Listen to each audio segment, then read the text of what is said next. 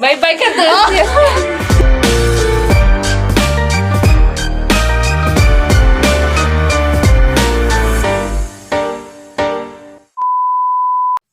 Halo everyone, di mini podcast kali ini bersama saya Marisa akan membahas tentang penegakan hukum di Indonesia yang mengangkat kasus tindak pidana. Di sini kita akan mengundang 2 orang narasumber untuk berbicara terkait kasus ini. Langsung saja kita undang 2 orang narasumber untuk bergabung bersama saya.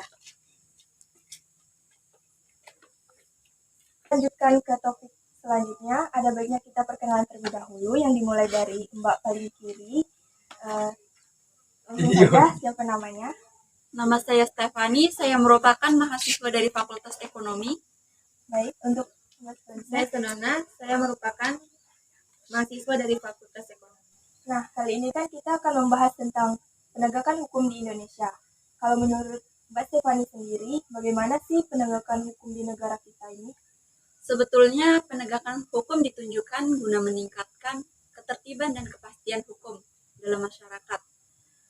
Hal ini dilakukan dengan menertibkan fungsi, tugas, dan wewenang lembaga-lembaga yang bertugas menegakkan hukum menurut proporsi ruang lingkup masing-masing, serta didasarkan atas sistem kerjasama yang hendak dicapai.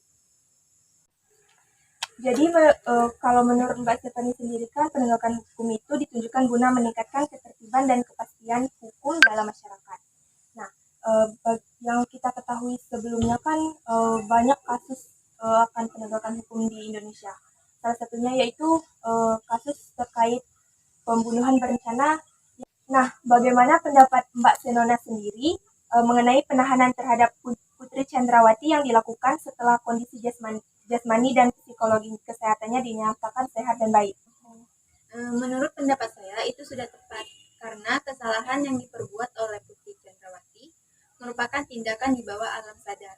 Mengapa? Karena beliau mengetahui apa yang beliau perbuat dan beliau pun pasti tahu bagaimana resiko dari perbuatan tersebut. Ketika kita mengetahui apa yang kita perbuat, kita harus bisa mempertanggungjawabkan apa yang telah dibuat. Oke, bisa disimpulkan bahwa penegakan hukum di Indonesia dinilai lemah sehingga muncul istilah seperti pisau tajam ke bawah tapi tumpul ke atas.